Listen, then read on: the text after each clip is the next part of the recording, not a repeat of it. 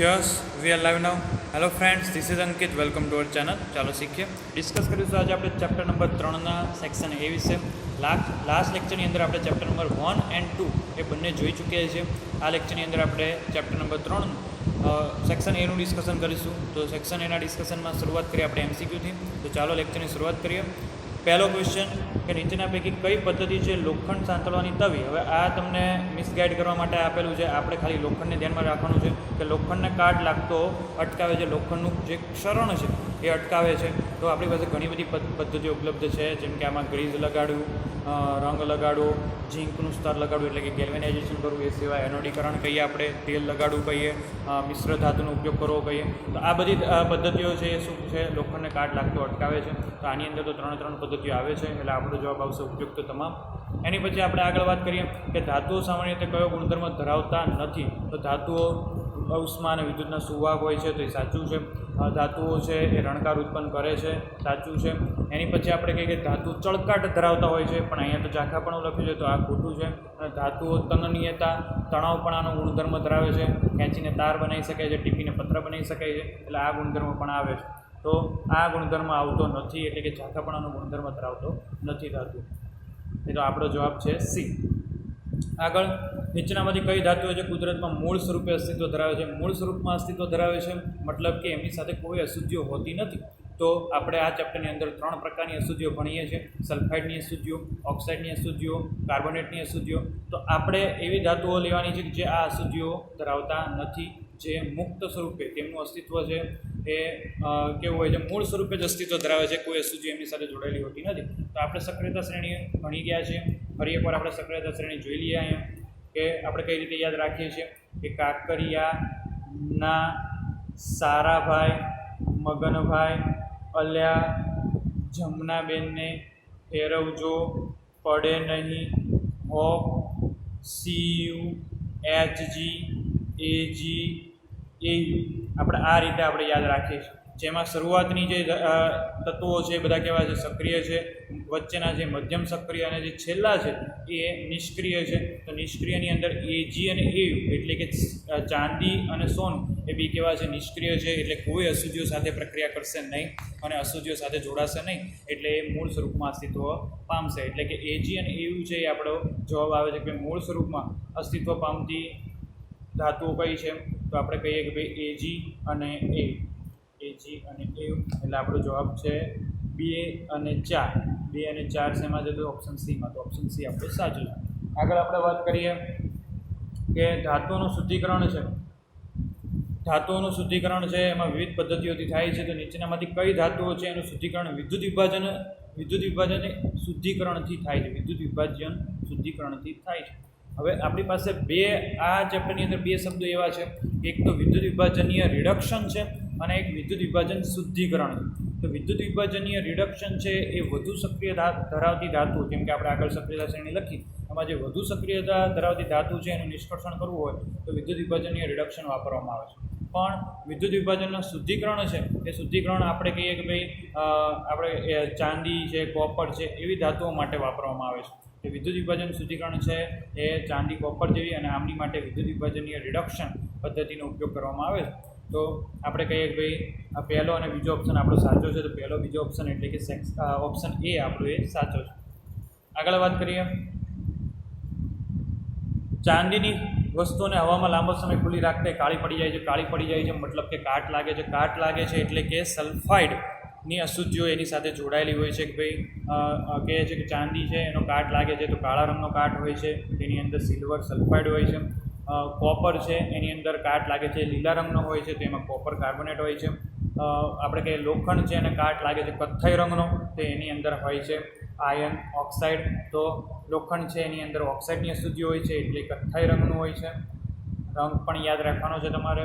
અને ચાંદી છે કાળા રંગની અશુદ્ધિ હોય છે, તો એની અંદર સલ્ફાઇડની અશુદ્ધિ હોય છે. અને કોપર લીલા રંગનો કાટ, તેની અંદર કાર્બોનેટની અશુદ્ધિ હોય છે. તો ખાસ ધ્યાન રાખજો. આગળ, લોખંડને કાટ લાગવાની પ્રક્રિયા રોકવાની એક પદ્ધતિ ગેલ્વેનાઇઝેશન છે. એમાં લોખંડ પર શેનું પડ ચડાવવામાં આવે છે? તો વધુ સક્રિય ધાતુ તરીકે ઝીંકનું પડ ચડાવવામાં આવે છે. આપણે આગળ જોઈ ચૂક્યા છીએ.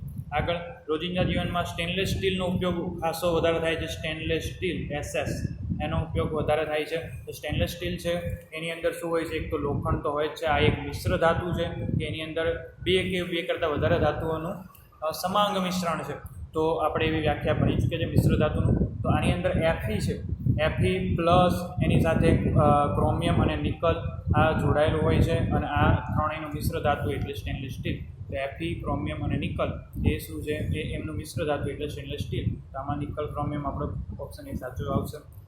આગળ સામાન્ય રીતે ધાતુઓ ઘન અવસ્થામાં જોવા મળે છે, પણ પારો જ એક એવી ધાતુ છે જે પ્રવાહી અવસ્થામાં જોવા મળે છે, અપવાદરૂપ છે. તો પારાની સંજ્ઞા Hg છે. તો આપણો Hg એ આપણો જવાબ સાચો આવશે. જો અધાતુમાં પ્રવાહી સ્વરૂપ કહે તો બ્રોમિન અને ધાતુમાં પ્રવાહી સ્વરૂપ કહે તો પારો. આગળ નીચેનામાંથી કઈ ધાતુઓ છે પીગળિત અવસ્થામાં ક્લોરાઇડના વિદ્યુત વિભાજનથી પ્રાપ્ત થાય છે? તો ક્લોરાઇડના વિદ્યુત વિભાજનથી પ્રાપ્ત થાય છે. તો આ વિદ્યુત વિભાજન એ રિડક્શન પદ્ધતિ છે. વિદ્યુત વિભાજન એ રિડક્શન પદ્ધતિ છે. એમાં વધુ સક્રિય ધાતુ આવશે. વધુ સક્રિય ધાતુ તો આપણે કંઈક ભાઈ કાંકરિયાના સારા ભાઈ. તો વધુ સક્રિય ધાતુમાં આપણે Na અને Ca આવે છે. તો એ બંને પહેલો અને બીજો ઓપ્શન આપણે સાચો પડશે. પહેલો અને બીજો ઓપ્શન ડી. આગળ સામાન્ય રીતે અધાતુઓ ચળકાટવિહીન હોય છે, પણ કેવી એવી ધાતુ છે જે ચળકાટ ધરાવે છે? તો આયોડિન એક એવી અધાતુ છે જે ચળકાટ ધરાવે છે. અધાતુઓ છે મોટે ભાગે ચળકાટ વગરના હોય છે, એટલે કે ઝાંખા હોય છે, પણ આયોડિન એક એવું અપવાદ છે, અપવાદરૂપ અધાતુ છે જે ચળકાટ ધરાવે છે. આગળ મિશ્ર ધાતુ એ શું છે? તો મિશ્ર ધાતુ એ સમાંગ મિશ્રણ છે. આગળ પિત્તળ એ કઈ ધાતુનું મિશ્રણ છે? તો પિત્તળ છે એ આપણે કંઈક બ્રાસ છે, એ કોપર અને ઝીંક એ બંનેનું મિશ્રણ હોય છે. તાંબુ અને ઝીંક એ બંનેનું મિશ્રણ હોય છે, એને આપણે પિત્તળ કહીએ છીએ. એનું બીજું નામ બ્રાસ પણ છે, તો એ પણ ખાસ ધ્યાન રાખજો. તો કોપર, ઝીંક, ઓપ્શન બી આપણો સાચો છે. આગળ નીચેનામાંથી આલ્કલી ધાતુઓ કઈ છે? તો આલ્કલી ધાતુઓ કઈ છે એની માટે આપણે શું કરીશું કે ભાઈ જે સમૂહ એકની અંદર આપણે 5મું ચેપ્ટર ભણી ગયા, સમૂહ એકની અંદર જે ધાતુઓ આવે છે એ બધી શું છે? આલ્કલી ધાતુ છે. જેમ કે આપણે કે સોડિયમ છે અને આપણે પહેલું લિથિયમ અને સોડિયમ એ બંને છે એ શું છે?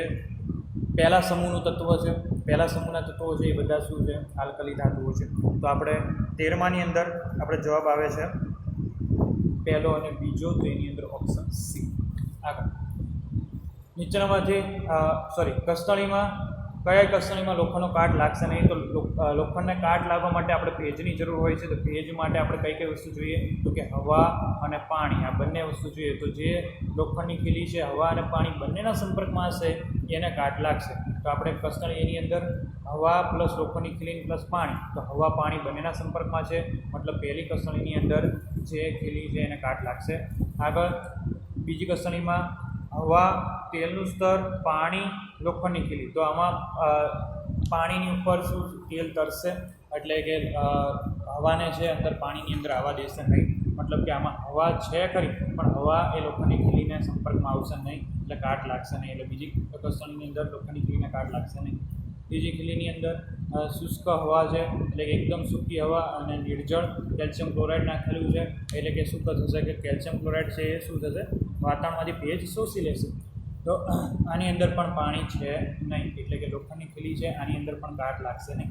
કસ્તણી ત્રીજામાં પણ લોખંડની ખીલીને કાટ લાગશે નહીં, એટલે કે આપણે એ છે, મતલબ કે ઓપ્શન એ આપણો સાચો પડે છે કે એની અંદર લોખંડની ખીલીને કાટ લાગશે, કે હવા અને પાણી બંને સીધા સંપર્કમાં છે લોખંડની ખીલી. આગળ આપણે વાત કરીએ ખાલી જગ્યાની. 1 ગ્રામ સોનું છે. 1 ગ્રામ સોનામાંથી કેટલા કિલોમીટર લાંબો તાર બનાવી શકાય છે? તો 2 કિલોમીટર લાંબો તાર બનાવી શકાય છે. અને એટલા માટે જ આપણે વધુ તણાવપણા ધરાવતી, સૌથી વધારે તણાવપણું ધરાવતી ધાતુ તરીકે આપણે સોનાને યાદ કરીએ છીએ કે ભાઈ 1 ગ્રામ સોનામાંથી 2 કિલોમીટર લાંબો તાર બનાવી શકાય. ખાલી જગ્યાની કાચી ધાતુ એ સિન્ના બાર છે. સિન્ના બાર એ પારાની કાચી ધાતુ છે કે ભાઈ HGS આપણે સૂત્ર બનાવ્યું છે સિન્ના બારનું. HGS સૂત્ર યાદ રાખેલું છે અને આપણે વિડીયોની અંદર એને શુદ્ધિકરણ કરવાની પદ્ધતિ પણ આપણે લીધેલી કે આમાં પૂંજનની પ્રક્રિયા આપણે કરેલી. તો HGS એ સિન્ના બારનું સૂત્ર છે અને એ કોની? પારાની કાચી ધાતુ છે, Hgની કાચી ધાતુ છે. જો ધાતુઓ પૈકી એક ખાલી જગ્યા ધાતુ હોય અને તે મિશ્ર ધાતુને સંરસ હોય, સંરસ મતલબ કે એમાલગમ છે, તો આપણે કહીએ કે એમાલગમ છે એ પારા સાથે હોય, તો પારા સાથે જ એમાલગમ હોય તો Hg ધાતુ સાથે હોય તો એમાલ્ગમ બને છે, સમરસ બને છે. તો જો ધાતુ પૈકી એક Hg ધાતુ હોય અને બીજી આપણે કંઈક ભાઈ ધારો કે ઝીંક છે, તો આને આપણે ઝીંક એમાલ્ગમ ઝીંક સમરસ કહીએ છીએ. એટલે Hg ધાતુ હોય એટલે એ સમરસ બનાવે છે, ધાતુના સમરસ બનાવે. ખાલી જગ્યાએ પ્રવાહી ધાતુ છે, પ્રવાહી ધાતુ કઈ છે તો પારો, આમાં પણ Hg જવાબ આવશે.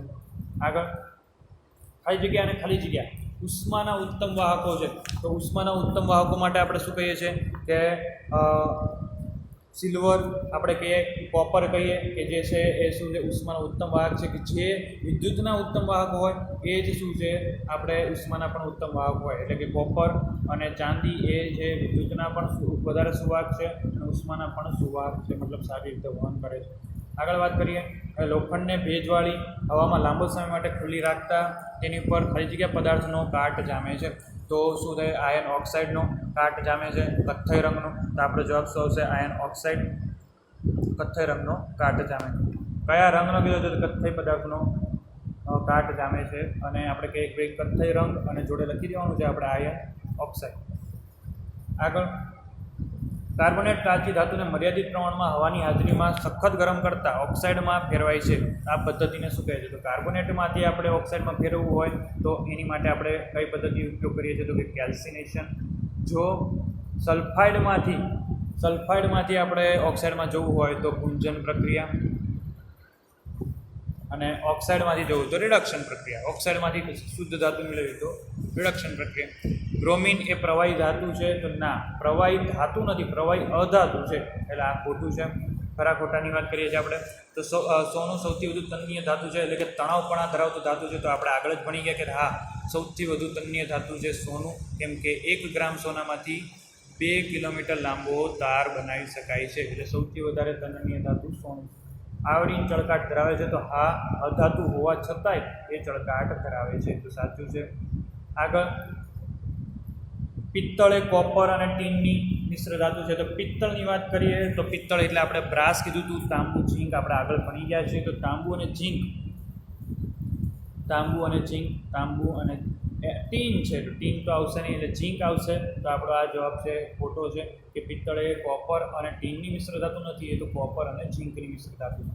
આગળ શુદ્ધ સોનું 24 કેરેટનું હોય છે, તો સાચું છે, શુદ્ધ સોનું 24 કેરેટનું હોય છે. બ્રોન્ઝ છે એ કોપર અને ઝીંકની મિશ્ર ધાતુ છે, તો બ્રોન્ઝ છે એ કોપર અને ટીનની મિશ્ર ધાતુ છે, એટલે આ જે કોપર અને ટીન છે એ બ્રોન્ઝમાં આવશે, જ્યારે કોપર અને ઝીંક આ જે છે એ પિત્તળમાં આવશે. એટલે બ્રોન્ઝ એને આપણે કાંસ્ય એટલે કે કાંસુ પણ કહેવાય છે, તો એ પણ ધ્યાન રાખજો, એનું બીજું નામ પણ તમને આપેલું હોય. જ્યારે પિત્તળને બ્રાસ કહેવાય છે, પિત્તળ એ તાંબુ ઝીંક, જ્યારે બ્રોન્ઝ છે એટલે કે કાંસ્ય છે એ તાંબુ ટીન. આગળ Fe2O3 ને એલ્યુમિનિયમ સાથે પ્રક્રિયા કરાવડાવવામાં આવે અને એનો ઉપયોગ રેલવેના પાટાની તિરાડ ભરવામાં અથવા મશીનના ભાગો જોડવામાં થાય છે, તો કઈ પ્રક્રિયા છે તો આ તો થર્મિટ પ્રક્રિયા છે, કે Fe2O3 હોય એની એલ્યુમિનિયમ સાથે પ્રક્રિયા કરો તો વિસ્થાપન પ્રક્રિયા થાય છે, એલ્યુમિનિયમ દ્વારા Feનું વિસ્થાપન થાય છે અને આપણને Al2O3 મળે છે અને Fe છૂટો પડે છે, તો આ વિસ્થાપન પ્રક્રિયા છે. સાથે સાથે આ ઉષ્મા પણ મુક્ત કરે છે, ઉષ્માક્ષેપક પ્રક્રિયા પણ છે. એટલે આ ઉષ્મા મુક્ત થવાના કારણે આ Fe છે પીગળેલી અવસ્થામાં મળે છે, એટલે કે લોખંડ છે પીગળેલી અવસ્થામાં મળે છે, અને એનો ઉપયોગ આપણે લોખંડના ભાગોને વચ્ચે તિરાડો હોય એ જોડવા માટે અને રેલવેના પાટા જોડવા માટે પણ આપણે કરીએ છીએ, તો સાચું છે. આગળ વિદ્યુત વિભાજનીય શુદ્ધિકરણ પ્રક્રિયામાં અશુદ્ધ ધાતુ કેથોડ અને શુદ્ધ ધાતુને આપણે એનોડ તરીકે લેવામાં આવે છે. તો એનોડ છે એ ડાબી બાજુ હોય છે, કેથોડ છે જમણી બાજુ હોય છે. તો એનોડને આપણે અશુદ્ધ ધાતુ તરીકે લેવામાં આવે છે, જ્યારે કેથોડને આપણે શુદ્ધ તરીકે લેવામાં આવે છે. એટલે એનોડ અશુદ્ધ, કેથોડ શુદ્ધ. તો આની અંદર આપણે ઊંધું આપેલું છે, અશુદ્ધ કેથોડ આપેલું છે, તો આ ખોટું વિધાન છે. આગળ સૌથી વધુ ટીપી શકાય એવી ધાતુ કઈ છે તો સૌથી વધારે ટીપી શકાય એવી ધાતુઓ તો આપણે કહીએ કે ભાઈ સોનું ચાંદી સૌથી વધારે ટીપી શકાય, કેમ કે એમાંથી આપણે ઘરેણાં બનાવીએ છીએ. આગળ આપણે વાત કરીએ કે કઈ ધાતુ છે જેના હથેળીમાં આપણે રાખીએ તો પણ એ પીગળી જાય છે. તો ધાતુ છે એના નોર્મલી ગલનબિંદુ ઉત્ક્રાંત બિંદુ ઊંચા હોય છે, એ આસાનીથી પીગળતા નથી, પણ અપવાદરૂપ છે ગેલિયમ અને સીઝિયમ, કે આપણે કહીએ ભાઈ ગેલિયમ અને સીઝિયમ એ કેવા છે અપવાદરૂપ ધાતુ છે. તો CS સીઝિયમ એ અપવાદરૂપ ધાતુ, ગેલિયમ એટલે Ga અને સીઝિયમ એટલે Cs, એ અપવાદરૂપ ધાતુ છે કે જે શું છે પીગળી જાય છે. છરી વડે કાપી શકાય એવા, તો છરી વડે કાપી શકાય એવા જે વધુ સક્રિય ધાતુ છે, જેમ કે અલગ આપણે પોટેશિયમ કહીએ છીએ, સોડિયમના ટુકડા કહીએ છીએ, લિથિયમ છે, આ બધા શું છે એને ચપ્પા વડે કાપી શકાય છે. લિથિયમ, સોડિયમ અને પોટેશિયમ એ શું છે આપણે ચપ્પા વડે એને કાપી શકીએ છીએ. આગળ કુદરતમાં મુક્ત અવસ્થામાં મળતી બે ધાતુના નામ લખો. તો મુક્ત અવસ્થામાં મળતી હોય એટલે કે જેની સાથે કોઈ અશુદ્ધિઓ જોડાતી ના હોય એવી, તો આપણે શું કહીએ સોનું ચાંદી, અથવા આપણે કહીએ કે સોનું ચાંદી પ્લેટિનમ પણ આપણે લઈ શકીએ. તે શું છે શુદ્ધ સ્વરૂપે એ બે ધાતુઓ છે જે શુદ્ધ સ્વરૂપે આપણને મળે છે, અશુદ્ધિઓ જોડાયેલી હોતી નથી. આગળ સિન્નાબારનું સૂત્ર જણાવતો આપણે પહેલાં લખેલું છે કે એ તો મર્ક્યુરી સલ્ફાઇડ છે, એનું નામ છે સિન્નાબાર, અને મર્ક્યુરીની સલ્ફાઇડ સાથેની અશુદ્ધિઓ, સલ્ફાઇડ અશુદ્ધિ છે ને મર્ક્યુરી એ ધાતુ છે. એની પછી કાચી ધાતુ. કાચી ધાતુ આપણે કોને કહીએ તો કોઈ ચોક્કસ ધાતુનું ટકાવાર પ્રમાણ વધારો હોય અને એની અંદર અશુદ્ધિઓ જોડાયેલી હોય, બરાબર, અને એનું એ કાચી ધાતુમાંથી જે શુદ્ધ ધાતુ આપણે મેળવી શકીએ, આપણે ધાતુ પ્લસ અશુદ્ધિ હોય છે, પણ જે ધાતુનું પ્રમાણ હોય છે એ વધારે હોય છે અને આપણે આનું નિષ્કર્ષણ કરીને આને આપણે શુદ્ધ સ્વરૂપે મેળવી શકીએ. તો આવું જે આખું મિશ્રણ છે ધાતુનું અશુદ્ધિઓનું, એને આપણે શું કહીશું કાચી ધાતુ કહીશું. તો કાચી ધાતુની વ્યાખ્યા આપણે શું લખીએ છીએ કે ભાઈ ખનિજની અંદર જે આપણને કહેવાય ભાઈ ધાતુઓનું ટકાવાર પ્રમાણ વધારે જોવા મળે છે, જ્યારે તેમાંથી ધાતુનું નિષ્કર્ષણ કરવું વધારે ફાયદાકારક હોય છે. તો આ ચોક્કસ ધાતુઓ કાચી ધાતુઓ સાથે ચોક્કસ ધાતુઓને આપણે શું કહીએ છીએ કાચી ધાતુ કહીએ છીએ, ધાતુના અશુદ્ધિઓનું મિશ્રણ આપણે કહીએ છીએ સારી ભાષામાં. ગેંગ કોને કહે છે તો ગેંગ કોને કહીશું તો મોટા પ્રમાણમાં અશુદ્ધિઓ જોડાયેલી હોય ધાતુઓ સાથે, એને આપણે શું કહીએ છીએ ગેંગ કહે છે. અશુદ્ધિઓમાં આપણે માટી, રેતી અને કેટલીક અન્ય ધાતુઓ પણ આપણે લઈ શકીએ, એને આપણે શું કહીએ છીએ ગેંગ કહે છે. આગળ Fe2O3 અને એલ્યુમિનિયમ, તો આ તો આપણે ઓલી થર્મિટ પ્રક્રિયા જોઈ હતી એ જ છે કે વિસ્થાપન પ્રક્રિયા એલ્યુમિનિયમનું Fe સાથે વિસ્થાપન થશે એટલે આપણને શું મળશે Al2O3 મળશે અને Fe ધાતુ છૂટી પડશે. Fe જે પીગળેલી અવસ્થામાં મળશે જેને આપણે યંત્રના ભાગો અને રેલાના પાટા જોડવા માટે આપણે વાપરી શકીએ છીએ. આગળ ધાતુના નિષ્કર્ષણમાં પ્રક્રિયામાં ધાતુ સલ્ફાઇડ અને કાર્બોનેટ ધાતુનું ઓક્સાઇડ સ્વરૂપમાં રૂપાંતરણ શા માટે કરવામાં આવે? કેમ કે ઓક્સાઇડ છે એ સલ્ફાઇડ અને કાર્બોનેટની સરખામણીમાં કે કેવું હોય છે, ઓક્સાઇડ છે ઓક્સાઇડમાંથી શુદ્ધ ધાતુ મેળવવી સરળ પડે છે, કાર્બોનેટ અને સલ્ફાઇડ સ્વરૂપમાંથી શુદ્ધ સ્વરૂપે ધાતુ મેળવવી એ કઠિન છે. અને કાર્બોનેટ અને સલ્ફાઇડ સ્વરૂપની અશુદ્ધિઓ હોય તો એમાંથી આપણે ઓક્સાઇડ સ્વરૂપની અશુદ્ધિઓ જ લાવીએ છીએ પહેલાં તો, બરાબર.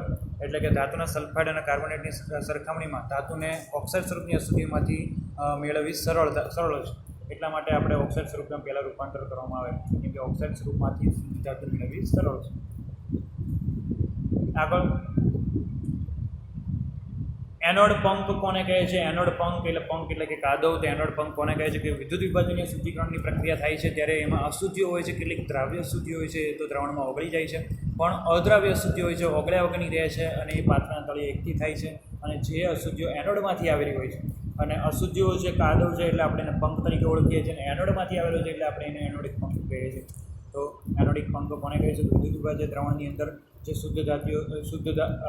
દ્રાવ્ય ધાતુઓ છે, દ્રાવ્ય અશુદ્ધિઓ છે એ દ્રાવણમાં ઓગળી જાય છે, જ્યારે અદ્રાવ્ય અશુદ્ધિઓ છે એ પાત્રના તળિયે એકઠી થાય છે અને કાદવ સ્વરૂપે એકઠી થાય છે. જે એનોડની અશુદ્ધિ હોય છે એટલે આપણે એનું શું કહીએ છીએ એનોડિક પંપ કહીએ. આગળ નીચેના જોડકા જોડવું, એમાં પિત્તળ છે તો પિત્તળ કોનું મિશ્રણ છે? તો આપણે પિત્તળમાં આગળ જ ભણી ગયા છે કે કોપર અને ઝીંક એનું મિશ્રણ છે એટલે કોપર ઝીંક. સોલ્ડર છે, સોલ્ડર તો એ કોપર ટીનનું મિશ્રણ છે, તો સીસુ ટીનનું મિશ્રણ છે.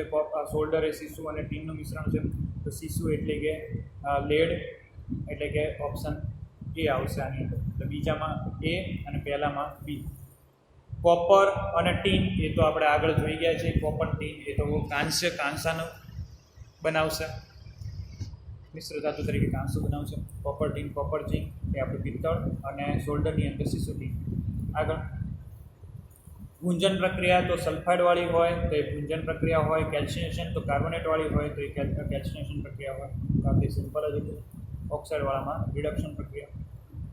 તો લેક્ચરની અંદર તમને ખબર પડી ગઈ છે ચેપ્ટર 3ની અંદર તમને MCQ ખાલી જગ્યામાં કોન્સેપ્ટ ક્લિયર થઈ ગયા છે. છતાં પણ કંઈ કન્ફ્યુઝન હોય તો મને કોમેન્ટ કરીને જણાવી શકો છો. તમને પણ કોઈ આવા ક્વેશ્ચન છે કન્ફ્યુઝન કરતા હોય તો મને ક્વેશ્ચન તમે કોમેન્ટ કરીને જણાવી શકો છો.